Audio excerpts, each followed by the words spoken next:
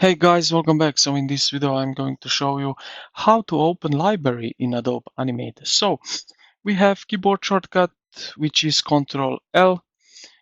On the Mac computer is CMD L, just like that.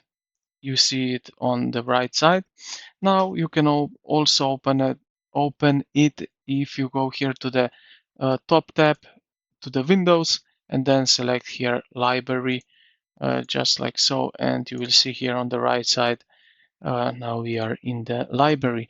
Now if this library is floating like this one now, for example, what you are going to do is just simply press here on the library and hold your left key on your mouse and just drag it right to this right side, and we have it now here, um, like so.